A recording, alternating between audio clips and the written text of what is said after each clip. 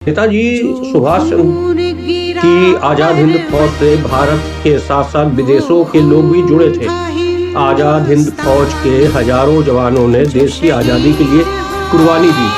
पिल्लई बताते हैं कि नेताजी के एक भाषण को सुनकर उन्होंने बर्मा छोड़ा और भारत आ गए और देश की आज़ादी के लिए संघर्ष करने लगे। ये भाषण नेताजी ने सिंगापुर में दिया था।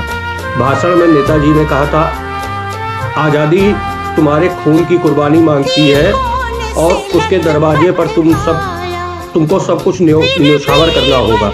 आज़ादी के लिए तुम्हें अपनी दौलत, अपनी जान और अपनी औलाद तक सब कुछ दिया। दौलत, शोहरत, फड़कते बाजू, धड़कते दिल दिए, मगर आज़ादी की प्यास इतने से नहीं बुझती है। आज मातृभूमि पर सिर चढ़ाने वाले पुजारियों की जरूरत। मैं वादा करता हूँ कि तुम मुझे खून दो, हम तुम्हें आज़ादी देंगे। ये नारा इन्होंने सिंगापुर में दिया था। नेताजी सुभाष चंद्र की आजाद हिंद फौज से भारत के साथ साथ विदेशों के लोग भी जुड़े थे। आजाद हिंद फौज के हजारों जवानों ने देश की आज़ादी के लिए कुर्बानी दी।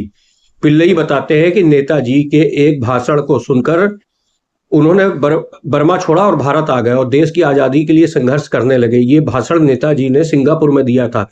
भाषण में नेताजी ने कहा था, आज़ादी तुम्हारे खून की कुर्बानी मांगती है और उसके दरवाजे पर तुमको सब कुछ न्योछावर करना होगा।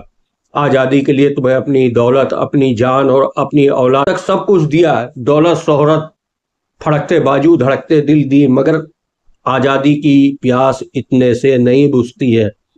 आज मातृभूमि पर सिर चढ़ाने वाले पुजारियों की जरूरत। मैं वादा करता हूँ कि तुम मुझे खून दो, हम तुम्हें आज़ादी देंगे। ये नारा इन्होंने सिंगापुर में दिया था।